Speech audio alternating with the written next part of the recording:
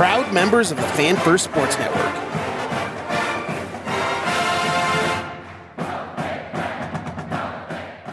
I get it. If you want to sit there and say, nothing to get after the USC game, I don't want to go to the Wisconsin game or whatever else and all that Stay stuff. home. That's fine. Stay home. That's Sell your perfectly tickets fine. to the most excited person you can find. Because we're going to be there and we're fucking jacked to All all holy three of us. fuck. 45, 40, 35, 40, he's gonna go!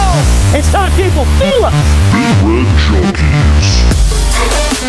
Day by day, we get better and better. We get better and better. Team is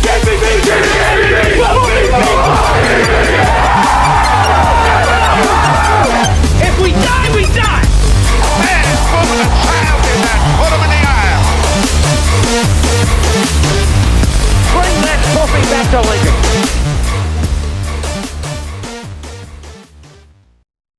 What's up, guys? We have a super awesome announcement. If you haven't caught it yet, we will be doing a live tailgate, almost game day style show out in the middle of the bar. Let it fly west. Fuck yeah. Out off 204th and basically Pacific next to Elkhorn South, if you know where that is. Super awesome area. Great food, great atmosphere, and more TVs than you could possibly imagine. Absolutely. That's the big thing. The TVs are everywhere. Fucking everywhere, and they're huge. Yes. It's all new stuff. It's a great, great place to be. We'll be out there. We'll have the sound pumped through. We'll be starting at 4:30. Fuck yeah. Go for about an hour, hour and a half. Hopefully have some former Huskers coming through. Have a few of the regular guests that you're used to seeing on here. Fuck yeah. And if you yourself roll on through, come say hi. If you want to jump on and give your prediction for the game, give your prediction for the bowl game that apparently, Jed is probably going to tell you yes or no whether or not we're headed. Yep, we are. We are. Fuck yeah. We are, okay. Get out to Let It Fly West before the Iowa game, 4:30. Fuck yeah. Is this your first day? Gin, motherfuckers. We are back talking, well, a slight USC recap, I suppose, even though nobody wants to talk about it. Nope. Although it was a better game than a lot of people are taking away from it. It was a game. I actually agree. I thought it was a good game. Like, plain and simple. I didn't think that the holding call at the end of the game, was it really a Hail Mary situation? No. Should it have been called? Yes. Absolutely. It should be called any other time during the game. It should be called then. Yeah. It was not necessarily a Hail Mary situation, but at the same time, you don't see a lot of those last play calls in the end zone. And we shot ourselves in the foot from a time management perspective. We shot ourselves in the foot from a lot of different perspectives during that last drive. As we've discussed several times before, if you leave the game up to the refs, you already lost the game. Mm-hmm. Yeah. So if you're down by 8 and you're throwing practically a Hail Mary and they don't call a pass interference, you already lost the game. You can't be that upset about it. Yeah. Yeah, and, we are where we are. Everybody understands what this week is. It's a matchup of two 5-5 teams that are trying to get bowl eligible with two head coaches that were supposed to be superstar head coaches. Yeah, it's a matchup of practically the same two teams. Yeah. Again, because They've also fired their offensive coordinators or demoted. Even more the same two teams than last week. It's kind of what I said last week, where these two teams are basically on the same trajectory with Nebraska and USC. I can say the exact same thing this week. Yeah. I will say the odds are a little more evenly matched. I think, yeah. I mean, I think that it was From a pretty talent evenly matched perspective. last week, but I really ended up picking USC because they were at home. Yeah. Like, it was kind of. I agree with you to a certain point, but I think from a skill position standpoint, you definitely have to give the edge to that USC roster just simply because we couldn't get behind those guys at all. We couldn't get anybody open. And you know what? This was the most effort since probably week 3 or 4 that I've seen all the collective wide receiver group give. Oh, gosh, yes. Holgorsen did talk about how it was the best blocked game for the wide receivers, period. He did not hold back on we that. got a couple things loaded up from his press conference this week, which we're going to get to shortly. But, I thought the wide receivers played well. They did. For the most part. Welcome back, Jamal Banks. Jamal No Banks, kidding. but at the same time, you still have both him and Nair multiple balls in that game. If they would have just come back to the ball instead of just standing there, which they teach that in freaking junior high football. Come back to the ball if it's coming at you. Don't just stand there and wait for yourself to get defended. they missed a couple passes. Nair specifically missed a couple in this game because he just wasn't giving that extra effort at the end. But they were finishing routes and they were blocking on the edge. Mm-hmm. Another thing that we're not even going to bring up on Holgorsen's side, but the mention of going way back to like week 4 when I kind of got killed for saying this, but the Dante Dowdell runs dumb. Mm-hmm. He made a comment. He's like, I wouldn't be able to touch both sides of some of those holes that are out there. Why are your guys not running into them? And he said at halftime, he went to the running backs coach, which was kind of funny that he didn't say EJ Barthel's name as if he didn't say anybody's name, though. He was just using numbers and positions. Like, it's also his first time in front of the media. Absolutely. I'm not crushing anybody. It was just funny. But he flat out went up to him and he was like, you need to tell your running backs to hit that hole harder because they're there. Like, get through it and go. Right. And you saw that going into the third quarter, that first drive in the third quarter. Yeah. We ran the ball very well in that drive. Yeah. So I thought it looked pretty obvious based on the touches that Emmett Johnson is kind of the preferred back for Holgorsen at least. He's my preferred back. Yeah. We've all been talking about that since week 4 or 5. He's faster. Probably. He reads better. He's more patient when it comes to running. He's more shifty. He catches the ball out of backfield better than at least Dowdell. He does everything better except for running into somebody. Yeah. Which, if it's your own lineman, is a problem. Which, especially when there's holes big enough for you and me to run through. Kidding. Well, and speaking of how well the offensive line, he talked about how the offensive line probably had their best run blocking game of the season. Man, talking about how Emmett Johnson had such a good game, and he probably stylistically is the best guy for Holgorsen's offense. I'd love to see a healthy Ramir Johnson in Holgorsen's offense because I think he would flourish as well. I think it'd be great to see those two working in tandem. Yeah. I'm with you on that. And Dowdell taking a back seat a little bit. Yeah. Well, I don't think that Dowdell is a guy that I'm going away from. No. I think he's got a bright future ahead of him. Yeah. He just has to get some football under his belt and do a little bit of learning. Yeah. A little bit of growing up, especially from the vision perspective. Like I said, the guy is probably our most elite runner from a power run perspective. Mm-hmm. He's definitely the most talented. He just has no vision right now. And when you're running into your own guys on simple things, like simple dive plays where you should be picking up 3 or 4 or 5 yards every time with the push they're getting, when you're getting tripped up in the backfield by your own dudes, it's just not. Yep. It's not going to get the job done. Also, if I was his lineman, I'd be pissed off because that's going to hurt. Especially on the back of those calves and those Achilles. What did you think of the way Dylan looked? Because I thought personally he looked a little sharper. He still missed some stuff. He still missed some reads, it seemed like. And that one wide open You're not gonna backfield find that would have been an easy touchdown to Banks was a hard one to look at. That was a hard one to look at. I felt like it seemed like it was clicking a little bit better with Holgorsen, which looked a little bit earlier. We talked about it in the preview. Get the ball out quicker. Get up to the line and put a little bit of pace back into the offense. They tried to do that some. And I thought when they were doing it, they were effective. I still don't think he's healthy, whether it's his back or something else is affecting him. But with all that being considered, it was I don't want to say that it was one of his best games or better games in the last handful of weeks, but I'm back to being able to see the potential. Yeah. Where, especially under Holgorsen, which I think it is a great potential in and of itself with those two together. But I'm back to seeing where like this offense can grow with Raiola. And I'm very much looking forward to stuff like that. Yeah.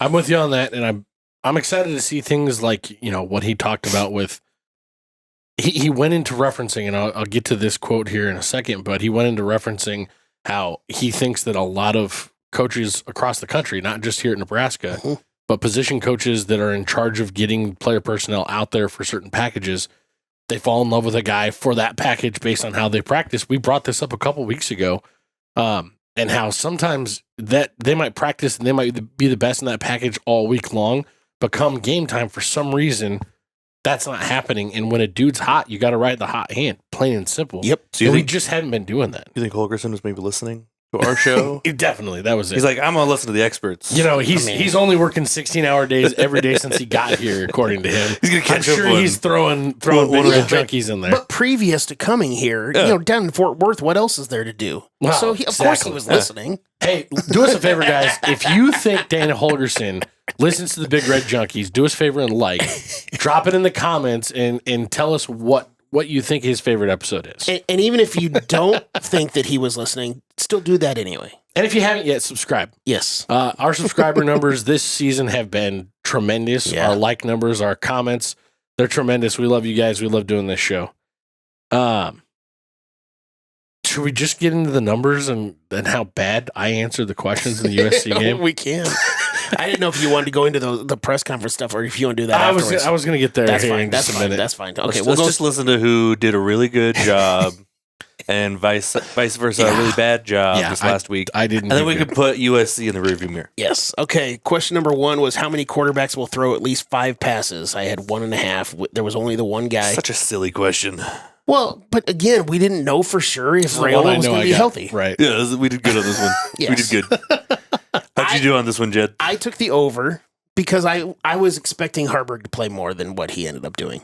I will say it was nice that Raiola was able to play the full game. Absolutely. It made me feel good about where he is. I'm very happy to get this one wrong. Yeah. I got a little bit nervous when he did that short slide. Yeah. Because that also seemed like maybe he either tweaked something or it just shattered the little bit of confidence he had gained in the beginning of the game, because from that point on, he seemed shaken again. And after that slide, when they went back to the sideline, he was on the bike the whole time trying to stay loose. Well, so it was. I'm dealing with back pain right now. I just moved. We just moved last week. We're in a new studio space right now. You can't really tell it on the camera, but this is way different. This is a change. We're outside of Omaha now. I was the only one to get that one wrong. So, BJ, you got that one right. And by the way, that's the only one you got right. So, you won't hear you any more of the rest of this. Here we go. Victories. There are no moral victories. Yeah, exactly. Question number 2 was sacks by Nebraska, 2.5. They only had 1. Matt and myself took the under on that one.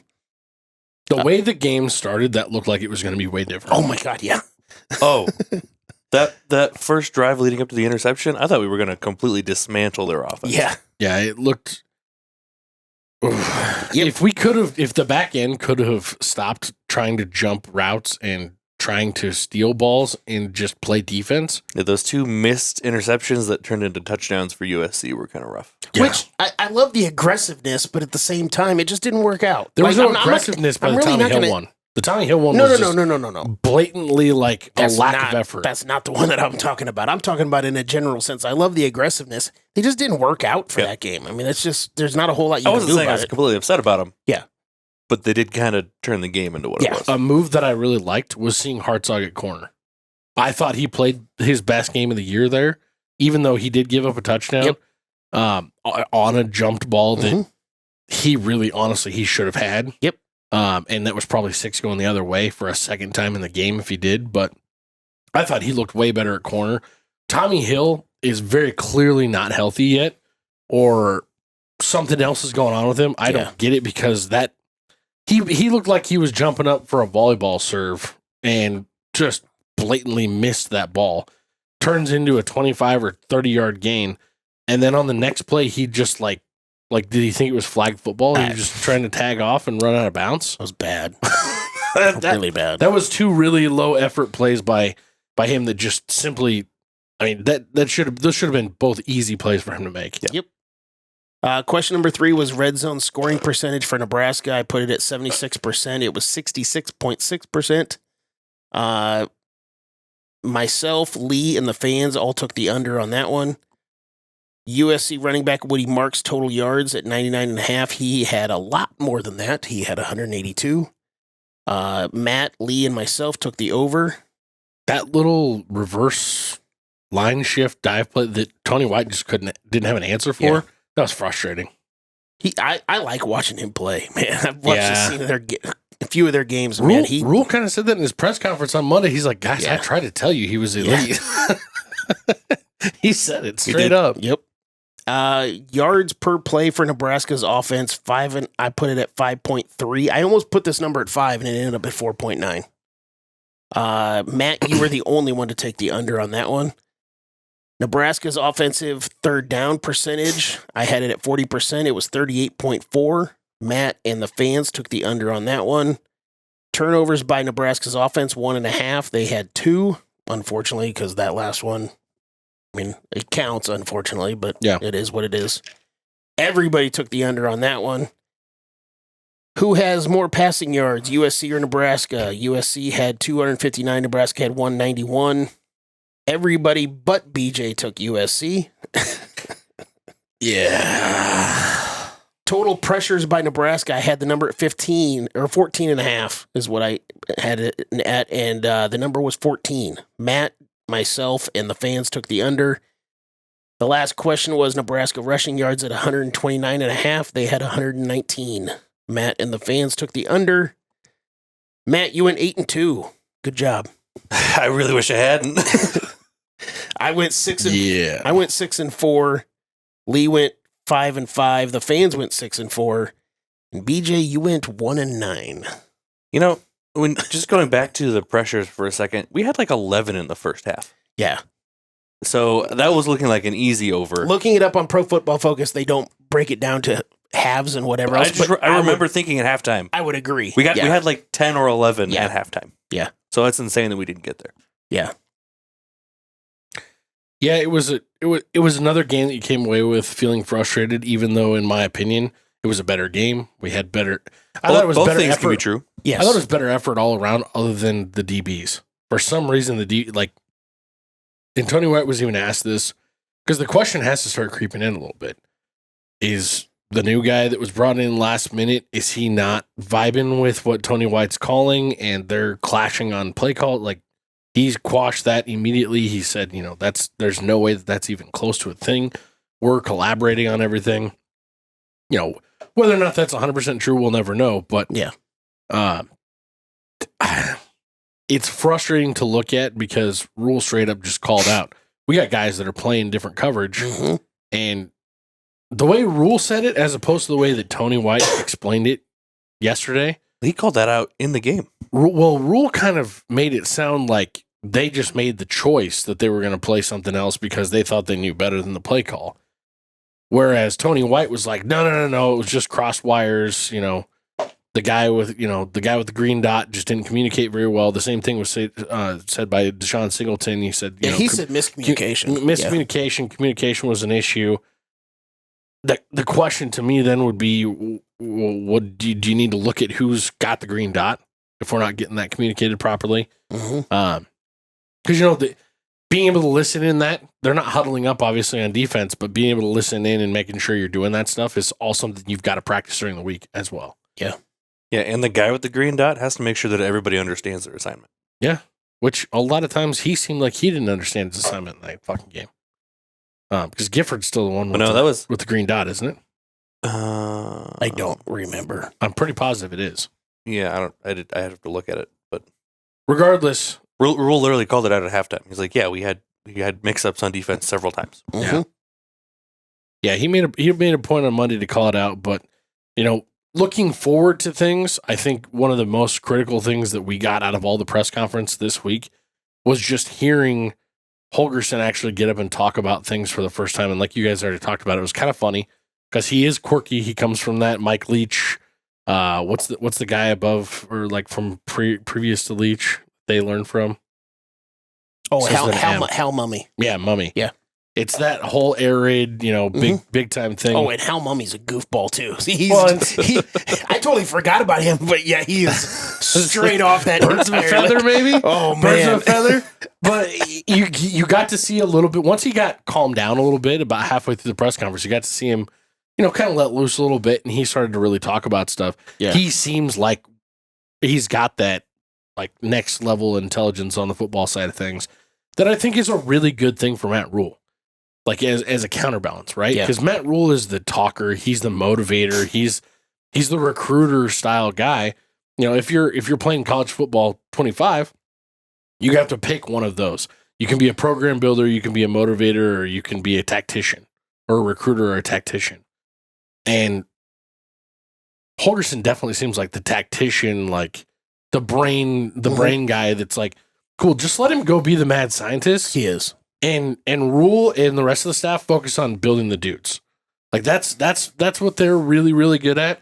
It's nice to have a mad scientist in the room and not just another guy that's out here as he talked about it, his role down at TCU. He was like, I was bored. Like they wouldn't basically, he's like, they had me do all this stuff during the week to set up for the games, but then during the games they were like, yeah, we don't want you here. And I'm like, well, what the fuck am I doing then? Yeah. Like this is what I do. Like, yeah, he wanted to be in control of stuff on game day. Yep. Yeah.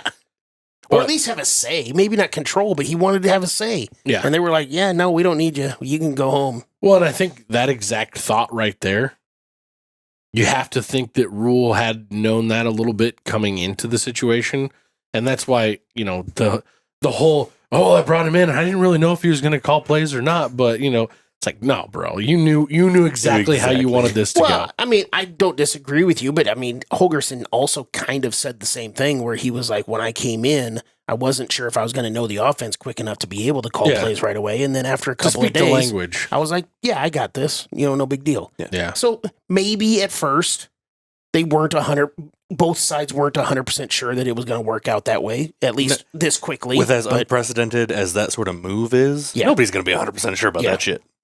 Well, see, but again, this is where some of Matt Rhule's NFL experience comes into play because he did that exact same thing at Carolina. He fired an offensive coordinator mid-season and brought somebody else in.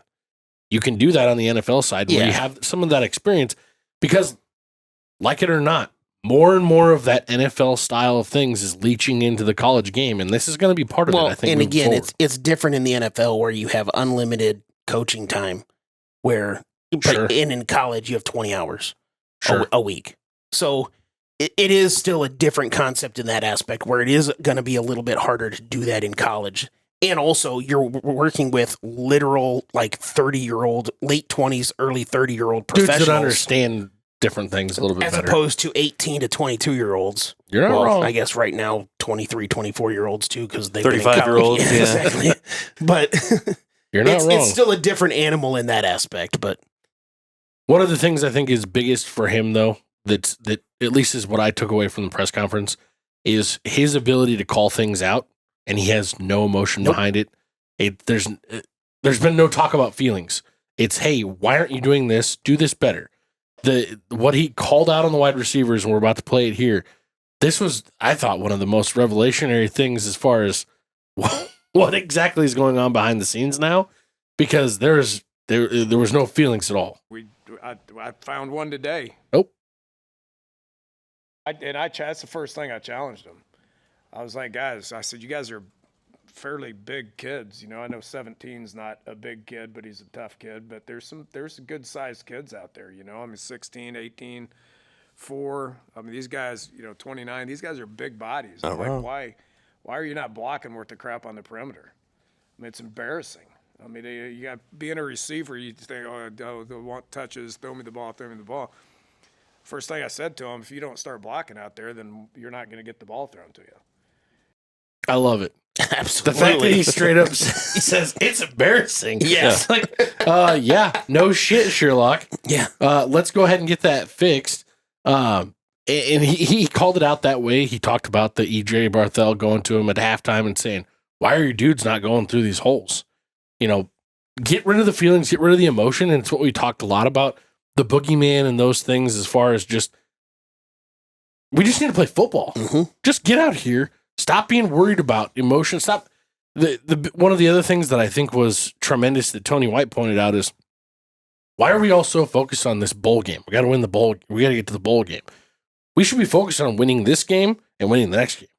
I mean, you're not wrong, but no, the bowl game is a big factor. I get the bowl game is a big factor, but that takes care of itself. If you focus on the job at hand, you're not wrong. Win this week. Yep. I think between this game and the Iowa game, this is our best chance at a win. I think we have a pretty decent chance to win both of them if we play the way that we should be able to. Well, let's just wait and see how Matt picks this game. So we'll know whether or not we're going to win based on how Matt picks. Wait till you see how I'm going to pick. So fuck.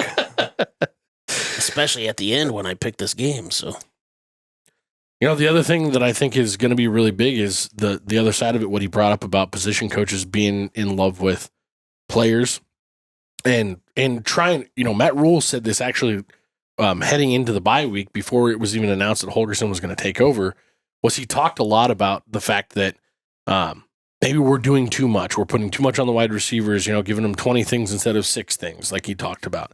And maybe we're trying to spread the ball around too much, trying to get too many different guys involved to try and, there's a bit of recruiting that comes along with that because you want to be able to show a true freshman that you're trying to woo to come in and say, hey, look, I'm going to get you the ball. I'm going to get you playing time. Look how we're getting it spread around to all these different guys. Mm-hmm.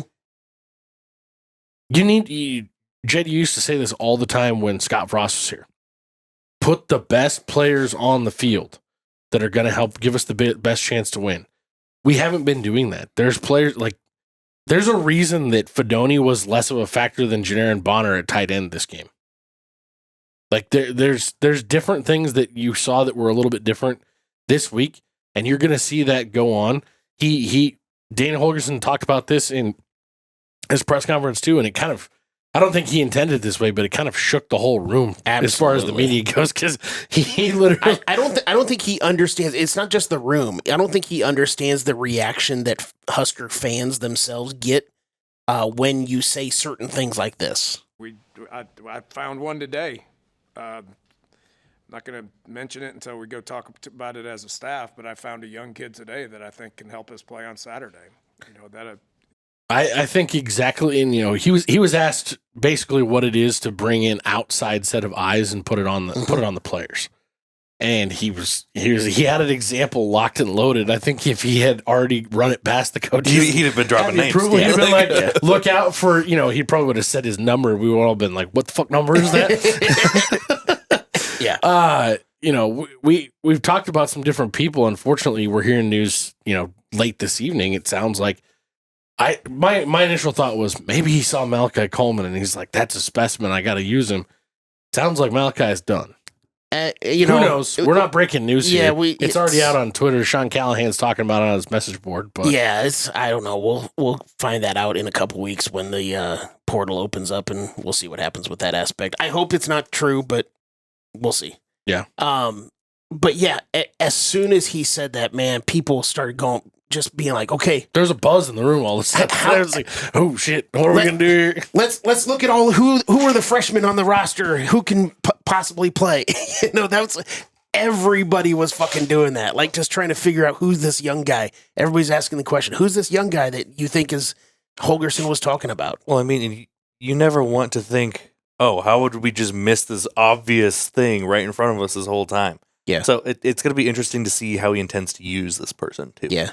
Because I don't think he's just going to throw somebody into the offense that we haven't seen all year, and then all of a sudden our offense is going to be 10 times better. So before we throw out our possible names, what position group do you think it might have been? Wide receiver. My assumption is running back or wide receiver. It's gotta be. Like he's going to put a different quarterback out. Well, yeah, no. it's definitely not. We don't have any other options at offensive line. But it's not Danny Kaelin, so relax. Hey, don't anybody get this wrong. I would rather see Danny Kaelin going as a backup to Raiola these last 2 games than I would Heinrich Harburg. Anybody who's out there that's crazy, that's banging this drum of you need to give Heinrich Harburg a chance to start because it's neither of those guys. Sucks. Yeah. It's neither of those guys, no matter how wrong BJ is. Yeah. It's I don't think it's an offensive lineman because he went out there and talked about how it was the best run blocking game that the offensive line has had all year. Which it was. Yeah. So it's probably not an offensive lineman. We also just don't have that many options at offensive line. It's probably not a tight end because he mentioned 29 with Carter Nelson, and I know he's not technically playing tight end, but so relax. But he brought up how he needs to block better on the outside. Obviously, he already used guys like Lindenmeyer, Borkacher, and Fedoni in this game against USC. So Borkacher saw his most snaps that he's seen in his career. So it's probably not a tight end. So basically has to be a wide receiver or a running back. Yeah. That'd be my assumption. I mean, I'm not that familiar with the running back room behind Gabe Ervin, so I don't really know any of those guys. But the door is open for everybody right now because unless you've already hit your 4 games on this season, you're fair game to play. And none of the guys that I have on my list have hit those 4 games. So you've got as far as running backs, you got Quentin Ives, who redshirted last year, who they were very high on last year. But and he's been doing basically return stuff. Yeah, basically. He hasn't done anything else for them. The other guy has been brought up many times by Rhule this year in press conferences as a scout team guy, Mekhi Nelson. He's a really little guy. He's 5'10", 185. But, the fact that he's already been brought up multiple times by Rhule in press conferences, he could be maybe that guy that Holgorsen is talking about. But Mazuka was another one like that. Yeah. Who saw time early. I think he played in 2 or 3 games early. Yeah, he did. But I'm leaning closer to a wide receiver than I am to a Malachi or a Mekhi Nelson. Yeah. Who do you have? Got names there? Because half these names are going to be new. Been running them off. The only one that I heard today, listening to a different show, was Quinn Clark. Quinn Clark and Keelan Smith, the 2 legacy kids, where their dads played here a long time ago. But those would probably be the 2 guys. They're real big guys, 6'5", 6'3", 210, 205, something like that. Well, from what I understand, somebody out there that might be able to block well. Yeah. Quinn Clark came in at 205, or started the season at 205, and I guess he looks more like a 215, 220 guy right now with the weight room. I was just going off of what it says on the roster. Yeah. But, both guys have only played in 1 game this year. Quinn Clark has at least had a pass thrown to him. Actually, no, Keelan Smith had one too in the game that he played. But I'm probably leaning towards one of those 2 guys. I'm not really sure which one I'd rather have more because I think both of them have really good upside. But I guess we'll find out. I don't know. I don't know enough about either one of them to even have an opinion. Yeah. If he thinks they're going to give us a chance to win, I don't really give a shit. I completely agree. If it's going to make he can put BJ out there at wide receiver if he thinks he's going to give us a chance to win. If it's going to make the team better, I'm in. We need another pop at wide receiver other than Ja'Cory Barton Jr. Yeah. We need somebody with a little bit of electricity, and I'm sorry, I thought Jalen Lloyd was going to be that guy this year, and he has not been at all. He's, with his conditioning to get into football shape, he's lost a step, and it bothers the shit out of me. He's just not as quick as he was. 20 pounds. That's what I mean. His explosiveness came from being a deep threat, and he's not a deep threat as much as I don't know if he's lost a step or not because they just don't use him in that way anymore. Yeah. So I don't know if he's lost a step or if they just don't. And the thing is, I actually kind of like Jalen Lloyd as a possible in this scenario of what Holgorsen's bringing up. Because but he's not a guy that has been unused. Well, he hasn't really been used this year. I mean, I think he should be used more just to find out. And with the way he was targeted twice towards down the stretch of that game against USC, maybe he is that guy that Holgorsen's talking about. I know he was kind of referencing more about in practice, but you see a guy like Jalen Lloyd go up and make that tough catch, getting hit square in the back and keeping the ball and getting both feet down and everything else. Maybe he is that guy also that Holgorsen was talking about. And he is a young guy. He's a redshirt freshman guy. So, I don't know. Like, maybe it could be a guy. It doesn't necessarily have to be a true freshman like these other guys that we're bringing up with Mekhi Nelson, Clark, and Smith. It doesn't have to be a true freshman. It could be a redshirt guy. You're totally Who right. knows? That's also why my mind instantly went to Malachi Coleman first. Yeah. Was like, this guy's been stashed away. Maybe he hadn't seen him. He hasn't seen any tape on him this year. He is a freak athlete. Yep. Freak athlete. I hope to hell that that's the case and that this whole transfer thing's not true, but Malachi, make it fake news, man. Make it fake news. You never know. But yeah, it's. But the other funny thing is, it's like, excuse me, we started this by playing the clip, and we were talking about how Holgorsen didn't understand the magnitude of what he just said with the fan base in general. Not forget the media for a second. It's going to be like literally every single snap. People are going to be like, "Who's out there right now? Who's the guy that he's talking about?" Like, This is the guy that's going to make a difference. Okay, what number is Quinn Clark, Keelan Smith, Mekhi Nelson? Like all these guys that we don't see on the field. What number are they? And are they out there now? Okay, the next play's happening. Are they out there now? Okay, the next place. Are they out there now? Wait, what's that number? Who is that? Is that 89? Is that Quinn Clark? Who's that? Why is my TV buffering? This is Netflix. Is that 89 or 88? I don't know. Which Yeah. one? I think we'll know if it's Quentin Clark because the dude's taller than everybody else on Yeah. the field. Yeah. But yeah, man, like let's jump over into the Wisconsin side of things. Okay. Let's start on the offensive side of the ball because it's a wreck. Yeah. They just fired their offensive coordinator, Phil Longo. Ironically, he was an air raid style guy that wasn't working out at Wisconsin. Would you say they averaged less than 13 points a game for the last 3 games in a row or something like that? 3 to 4 games. I mean, Yeah. one of them you were playing Oregon, so okay.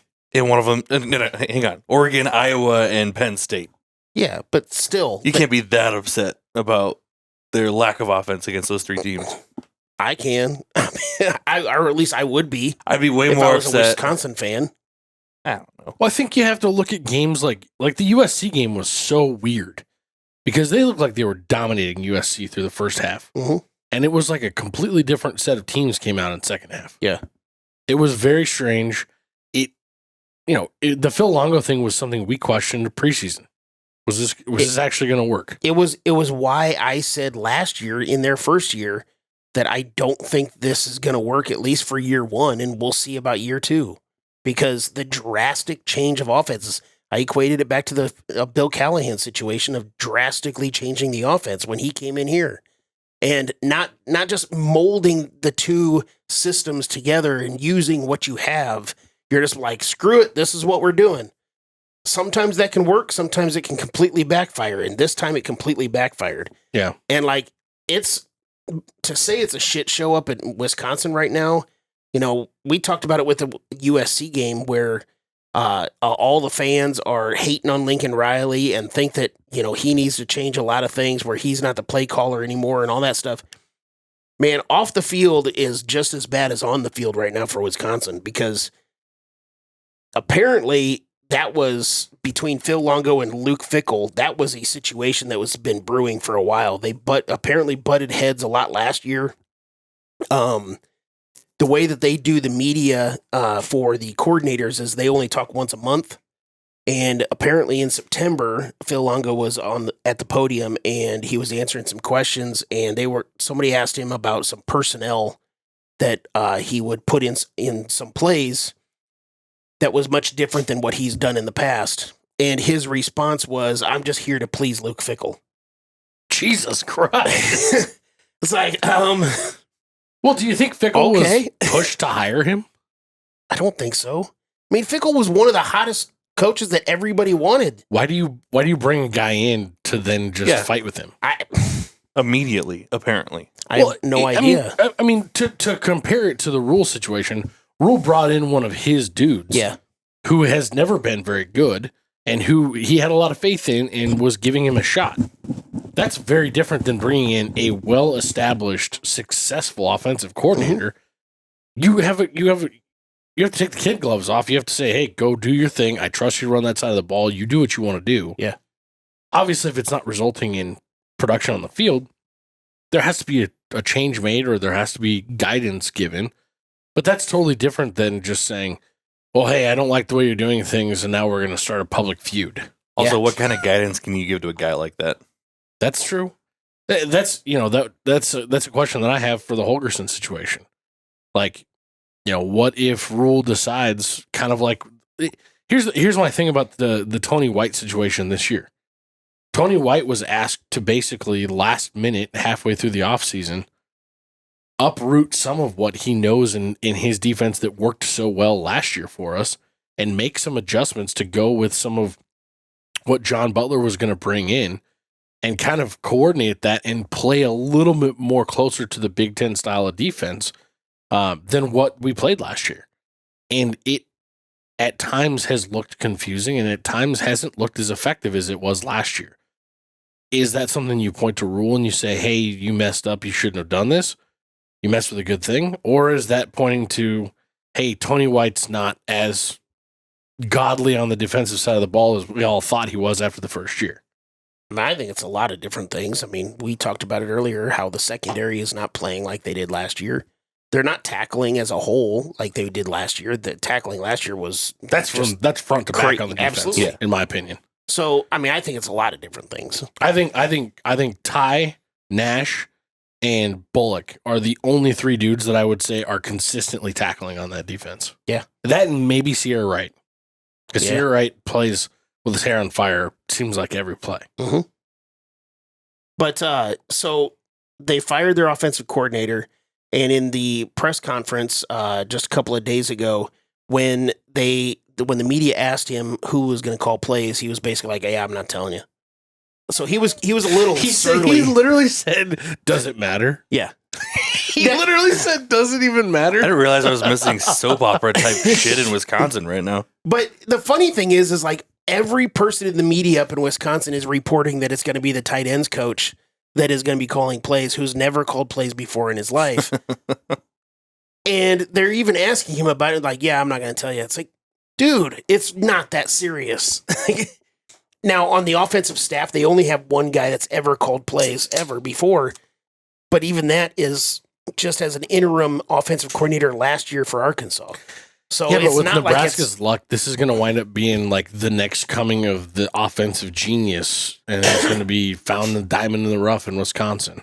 Yeah, I don't know. I mean, and the other thing is, everybody's yelling and screaming to bench Braden Locke. They want the true freshman quarterback to start this week.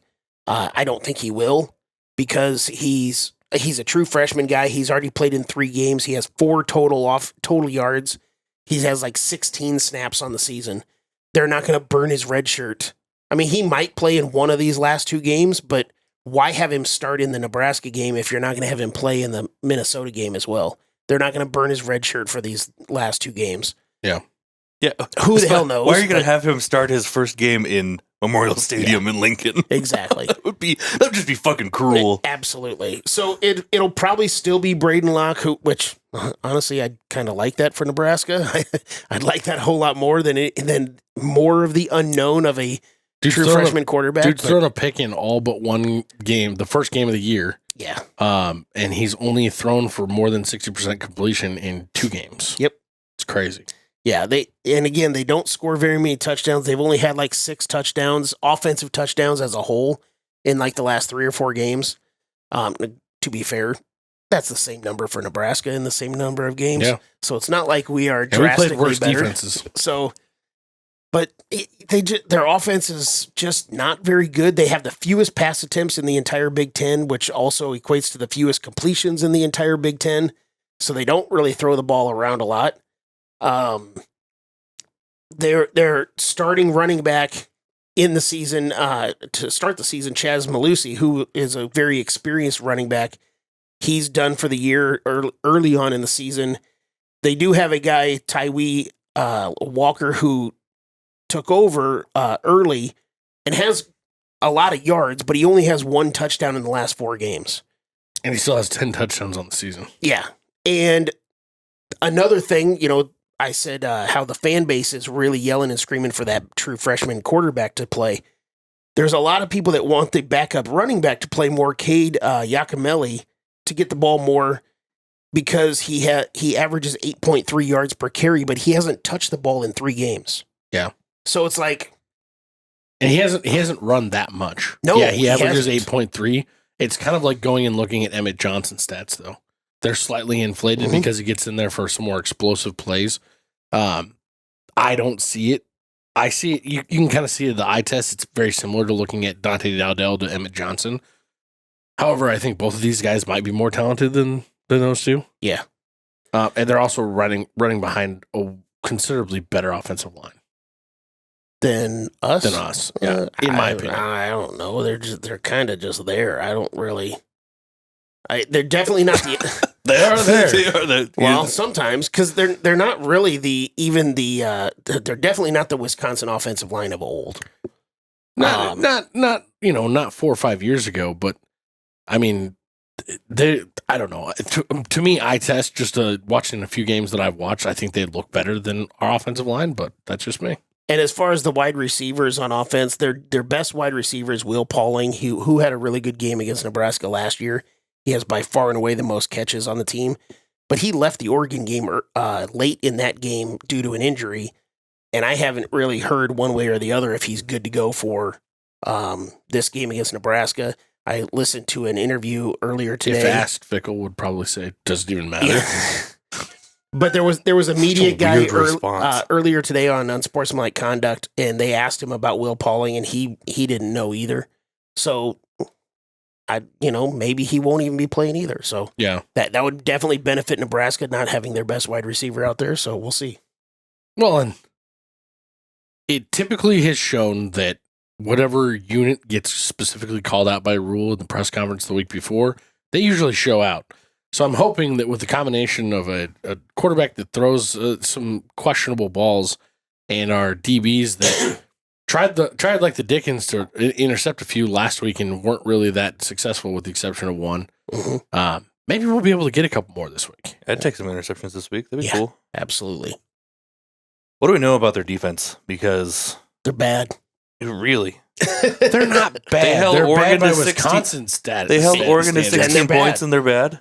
Yeah, they're not very good. They're Really? bad by Wisconsin standards. They're not bad. Well, I guess it is kind of an oxymoron. Oregon only scored 16 on them, but Iowa put up 42. So you never guess. Iowa's what you're gonna offense is better than a lot of people think. Yeah, they are.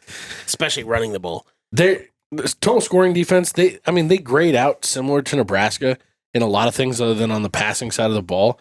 They're 8th in the country. They're in the Big Ten. They only give up 164 yards a game. They're 88th in rush defense as opposed to Nebraska's 20th. So, that's going to be the big thing there is we're kind of flip-flopped on those two.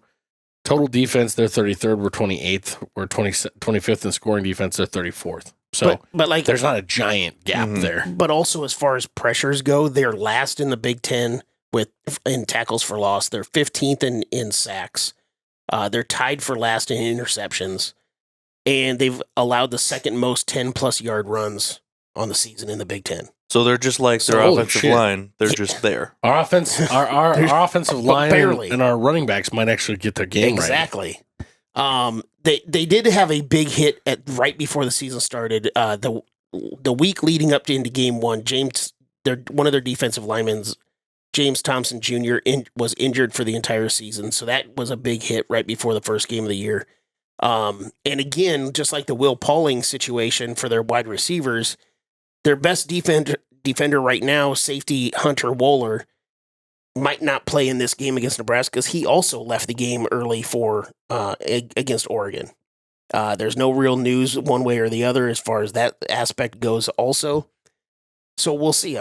He's the leading tackler for the team. He's a guy that kind of plays inside the box. He's not really a cover guy. He's going to play inside. So, the fact that they're going to be possibly missing their best wide receiver and possibly missing their best defender, again, it looks pretty good, but we'll find out. Yeah. But their defense, it's just not.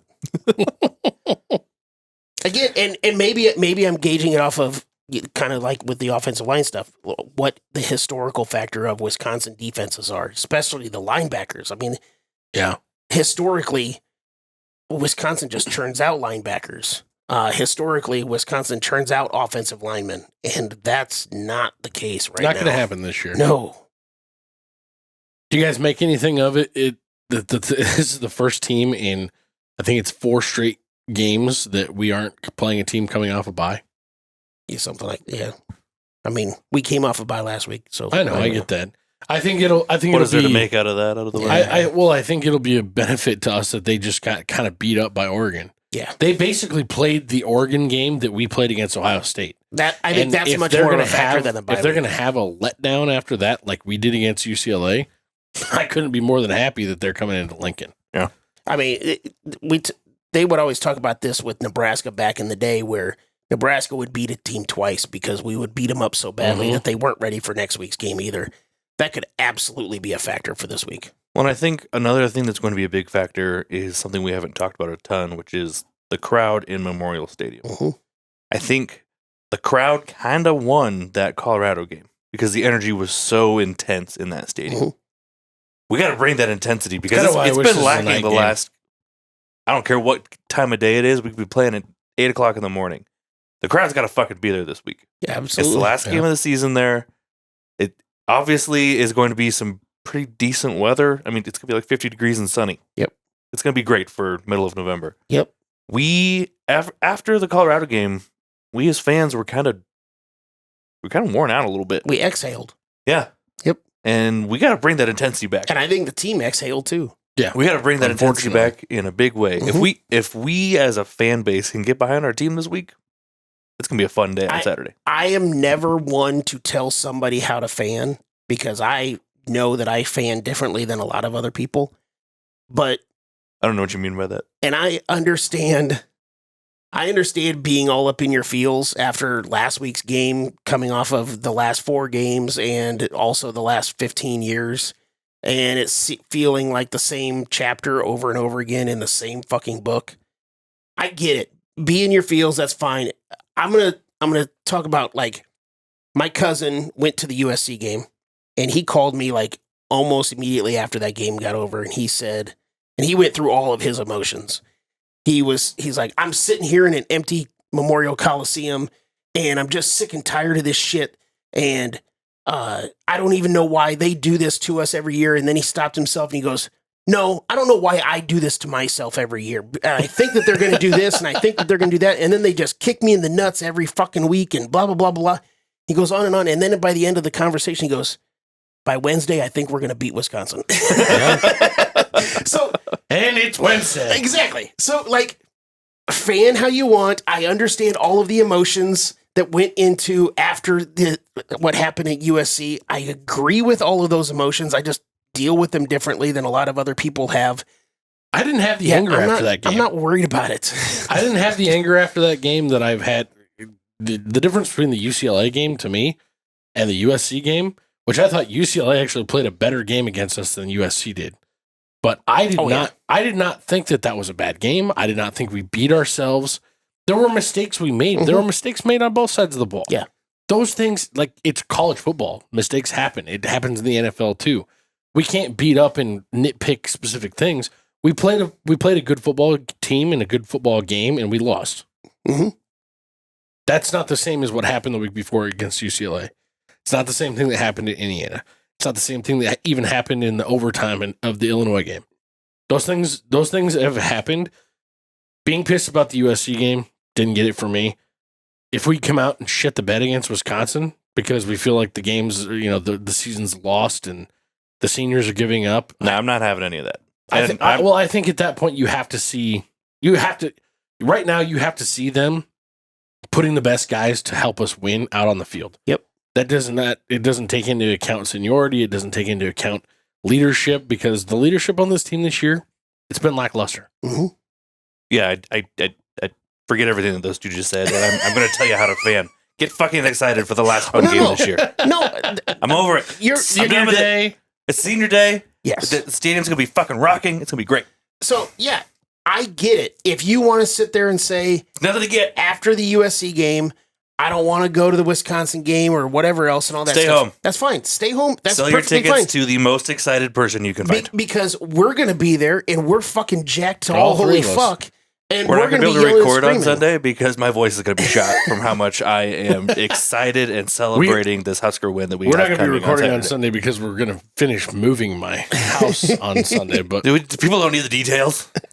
maybe a Monday show. details. If we get bowl eligible, I'm promising a Monday show, even if I have to do it myself. Might get a Saturday night show for me. There you go. We'll just post up drunk right outside the stadium. I was going to say, you can be functional. I'm going to be in your basement without a shirt on. Matt's laying on the table, going to town. Hey, I feel like we're foreshadowing the picks here. Let's jump into them. don't tease sugar balls like that with no shirt on.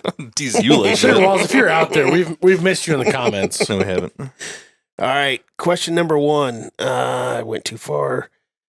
Nebraska rushing yards, 144.5. Nebraska averages 124 per game, and Wisconsin allows 161 per game, which is 17th in the Big Ten. They have allowed 191 in the past 4 weeks. Granted, a big chunk of that was the Iowa game where they allowed well over 300 yards, but still. So I basically when all the Iowa fans started calling for him to win the Heisman. I basically split the difference between the two numbers and put it at 144.5 for Nebraska rushing yards. I'm going under. Holy hell. I'm going under because Nebraska doesn't run the ball well. And I think that especially with Dana being in his second game, getting a little bit more comfortable. We're going to do a lot more short pass, swing pass type stuff like Dana Holgorsen's used to utilize as the run game for us to open up other stuff. I'm going over. Nice. And I think a big reason that I'm going over is because I think Ja'Cory Barney has a big day. Okay. Just remember, those count as passes. Some of them do. I mean, he Some of has them 3 do. rushing touchdowns. It's true. So, So shut your filthy whore mouth. I'm going with the over as well because fuck these guys. Up is down and left is right. We were talking before we started this episode of the last time that Nebraska beat Wisconsin, and I was like a sophomore, junior high school high school or something like that. 2012. We're breaking that fucking streak this weekend. Goddamn right we are. Question number 2, Wisconsin defensive pass interference penalties. That was kind of a big conversation because the lack of pass interference calls, not just on the last play of the game against USC. One of the reasons why I have this question is because we've already heard it earlier this year in the Big Ten, where when we had the 2 offensive pass interference penalties against us in the Ohio State game, they said that one of the reasons why they kind of probably got called was because 2 games previous, Ohio State had a controversial non-call in the Oregon game, and it was kind of a point of emphasis coming down from the Big Ten, so they were looking for it. So maybe with us yelling and screaming about whether or not some defensive pass interference calls were or were not called in the USC game, will there maybe be a point of emphasis in this game to do that? Sound logic, but the Big Ten hates Nebraska. That's not entirely true because we have the most defensive pass interferences called against the other team in the entire conference. So By 5. But Yeah. it is a lot. I didn't know that. We have 19. The next closest is Maryland with 14. Yeah. Over the third, we're 10 higher. Yeah. Minnesota has 9. Yeah, I put that all out on Twitter yesterday. Yeah. But Great stats, by the way. Wisconsin only has 1 defensive pass interference penalty called on them all year. Wow. And so, but which is tied with Nebraska, by the way. So you can say that Big Ten hates us, but they don't call any pass interferences against us either. And their So- DBs, our have defense gotta, is so clean. their DBs have got to be good because they're also ranked 8th in the country Yes. in pass defense. So I put it at 1.5 just to see if maybe there was an emphasis on it this week with the Nebraska game. Wisconsin defensive pass interference penalties against them.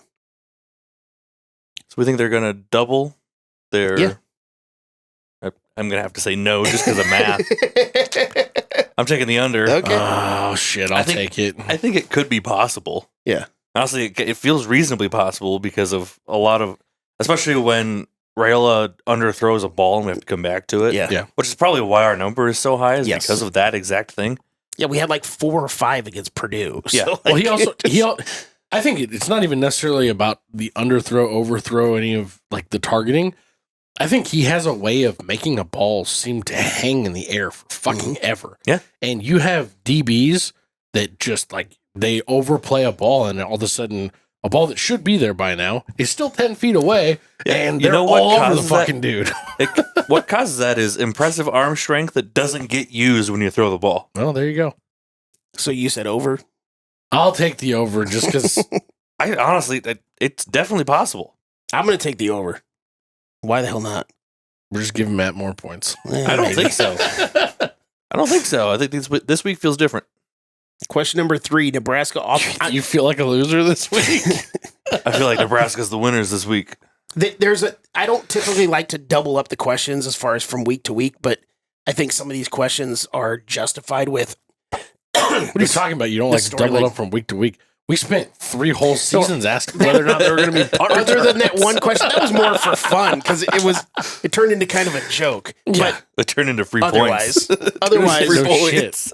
I don't like to For do that. everybody but Except BJ. for me. But there's a handful of questions on here that I also did last week just because I think that they're relevant to how this team has been playing lately. Yeah. So question number 3 is Nebraska offensive red zone scoring percentage, and I put the number back at the same number at 76%. Wisconsin allows 83.3%.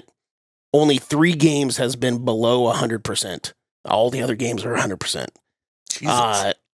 They allow 9 touchdowns in 13 trips inside the red zone. Nebraska is 71.7 on the season. Nebraska is now dropped down to 126th in the country, Yeah. 17th in the Big Ten in red zone offense, Yeah, it's bad. against the number 11 in the Big Ten / 65th in the country. So it's like a rock zone and a hard defense. place. Wisconsin's like, no, come on, go score. Nebraska's like, nah, we're good. No, we don't do that. You said it at 76. No, Wisconsin allows a shit ton. They do. That's what I mean. Yeah. Wisconsin's like, here's the end zone. Here Here you you go. want to go? And Yeah. Nebraska's like, we'll Yeah. pass. So 76%. I got to go under. Okay.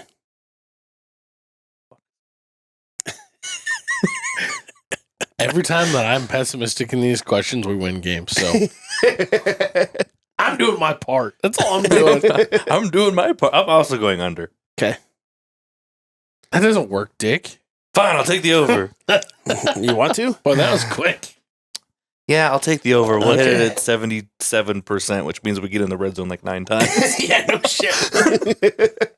I'm definitely taking the under, even though I'm very bullish on how this game's going to go. I I'm gonna think take it's on the that one. under. I think it's going to be a defensive battle, personally. Question number 4, sacks by Nebraska. Same numbers last week, 2.5. Wisconsin allows 1.1 per game. They allowed 3 in the last 3 games. And Nebraska is averaging 2.6 per game. You put it at 1.5 or 2.5? 2.5. I'm taking the under because Wisconsin doesn't seem to care about throwing the football. It's fair. Math. Yeah. TJ? Again, they have the fewest attempts on the entire Oh, season. just be so- pessimistic. Take the under. Take the under and watch us get 18 I'm sacks gonna this game. I'm gonna take the over on this one, just simply because it's senior day.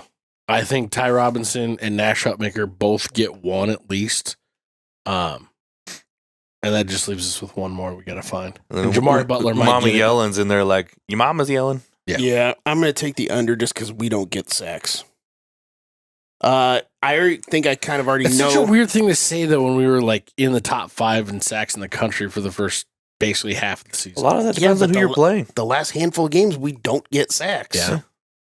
I think I know where you're going to go with this next one just because it is very similar to sacks, but tackles for loss by Nebraska, 5.5. Nebraska averages 6.2 per game. That's 5th in the Big Ten. Wisconsin allows 4 per game. Heavy over on this one for me. Yeah. Okay. Oh, no, Same. you're supposed to take the under.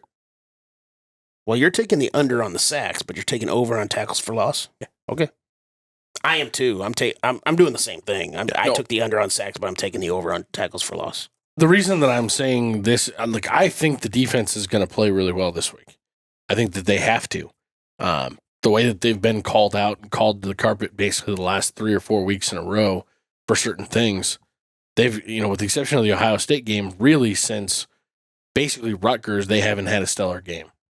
And so, yeah, we were going to see a big one on senior day. There's a lot of seniors with a lot of pride on this defense. I think you're going to see it come through. Question 6, passing yards for Wisconsin, 174.5. They average 150 yards per game in the last 3 games. And Nebraska allows 210 per game on the season, and also 233 in the last 3 games. So I basically split the difference at 174.5 for Wisconsin passing yards. For some reason, I have a feeling that Wisconsin's going to run the ball like a Wisconsin team that we don't want to see. I'm going to go under just simply because I think they're going to have a big day on the ground. Okay.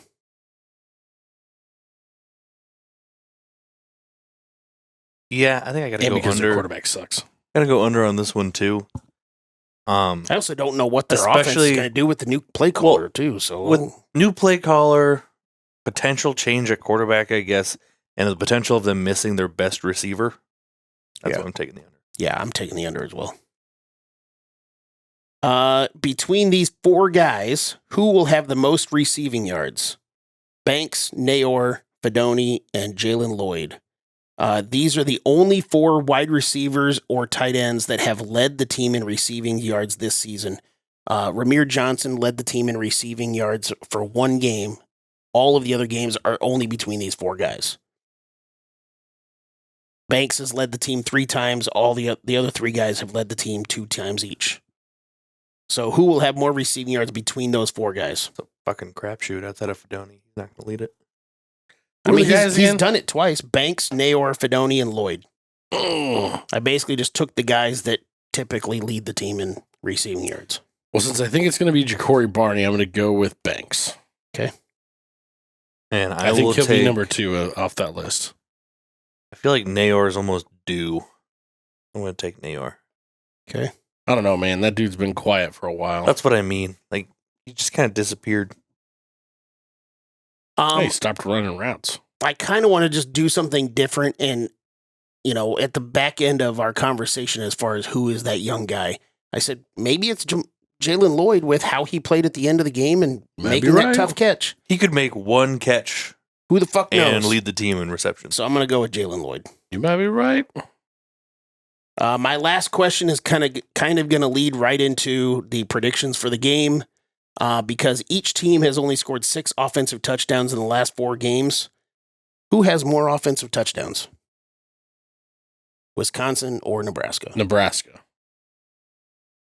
Because obviously we can score defensive touchdowns because we've done 3, interception returns for touchdowns. Yeah. Which is the most since 2013 for Nebraska when they had 4. But yeah, I kind of think that they're going to be hurting to get in the end zone.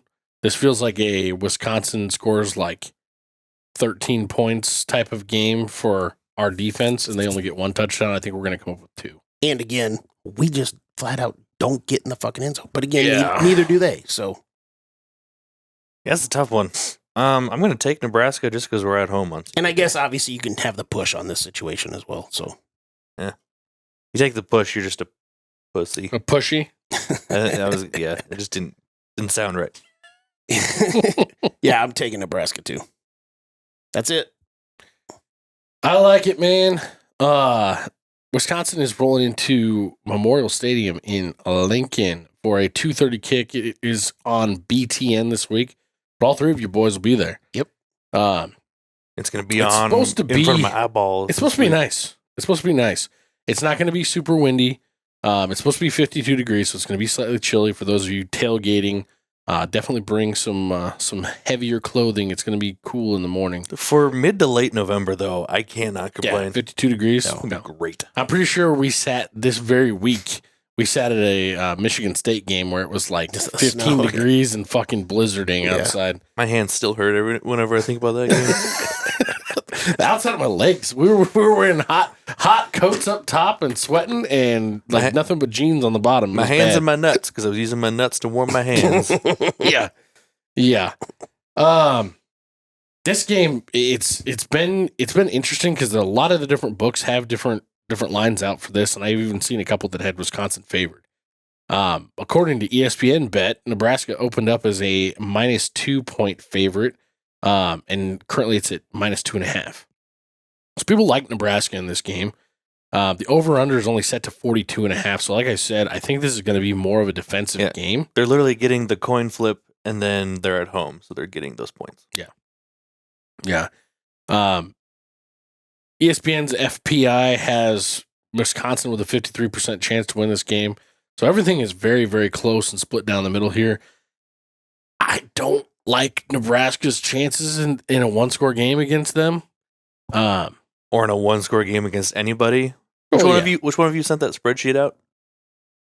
Somebody tweeted out a spreadsheet. It was like, welcome to the list of close games. Stu that we've- Manji on Twitter. Yeah. He has Yeah. that running tally that he adds every, 1-score game. Yep. Where we have the ball at the end of the game. Yeah. I really It's think a depressing list, but it's a very impressive list too. Like it's something else that's depressing on this, that is a stat that I just find astounding, that I truly had no idea that was even close to something that we would have with any team out there. But we have an all-time series record with Wisconsin. Wisconsin leads at 13-4. We've only beat them 4 times all time. Well, It's crazy. We've never beaten USC, so Well, there's that. But we haven't played them that many 13 to times. 5 sounds like a pretty good number. Yeah, and I'm with you on that one. I don't think that this is going to be a 1-score game, which is why I think we win. I do think we win. I do think that it's going to be probably by 10 to 14-ish points. It's going to be one of those games where we get up early and then we all just sit there shitting our pants for the next 45 minutes. Probably. Until the game ends. And we're like, although, are we sure they can't come back and beat us? Although, the whole NFL Bill Belichick mentality that Matt Rhule has of get a couple scores on them and then just milk the clock, Dan Holgorsen doesn't play that way. And Matt Rhule talked about how he brought him in specifically to get him to stop being so conservative with that. So maybe that's not the case. Maybe they find something that clicks and works on offense this week. We can move the ball progressively, and we actually go out there and score a bunch. I don't see that happening on Wisconsin's defense because I don't think they're as bad as what you were saying at the beginning. But I'm taking Nebraska, laying the points. I'm going to take the under on this because I think it's truly going to be like a 17-13 type range game where we win by 10. Didn't you just say? No, I'm sorry. I'm saying we score 17-13 range. I think they're going to score 7-10, somewhere in that. Yeah, I guess it's a one-score game. You just not making any fucking sense, man. dude. I can't feel this one out. It feels so weird. I feel icky saying I that could they're see going to us win. scoring 21 points in the first half and not scoring again and pulling this one out. Here's the situation. I talked about it earlier about how I'm not going to tell people how to fan, but this is where I'm going to be a dick. No, we're going to fucking tell you how to fan. All of you people that... You people. And I do mean you people. Whoa. Yikes. That after the USC game, basically got all up in your feels, was like, oh, we're never going to win another fucking game, and Matt Rhule should probably be fired now, and blah, blah, blah, and all this other stuff. You know who you are. Pussies. I don't give a shit about any of that shit anymore. I am riding this ship until it sinks. I am all in with Matt Rhule still. I have no doubts whatsoever in this game specifically. We are absolutely going to make a bowl game. Whether it's this game or the next game, we are 100%. I'm going to go along with Dylan Raiola, where he basically made a guarantee that they're going to a bowl game in the press conference the other day. He didn't say the words guarantee, but I will. I guarantee we are going to a bowl game and we're going to win one of our last two fucking games. And Holgorsen looks nutty enough, he might get out on the field himself and win us that game to get us to a bowl game. I am so sure that we are also going to win this game against Wisconsin, that if we do not, Oh, wow. this beard comes off. Whoa. Nobody wants to see that. I don't want to see that. Nobody wants to see that. All right, we got But to put in a special request, Matt Rhule, to pull this one off because I don't want to sit next to him if he's got Yeah, his face. but- edit this shit out. I'm doing it because I'm not fucking worried about it at all. Ooh, We are going to win this game. who is this guy? I have zero No one doubt. knows what it means. I have zero doubt in my mind that we will win this game. I have no problem saying that I guarantee a win in this game. Granted, I don't have any control over it, but we're winning this fucking game. Amen. I'm also picking them to win. And this may be the most unbelievable night in Cornhusker football history.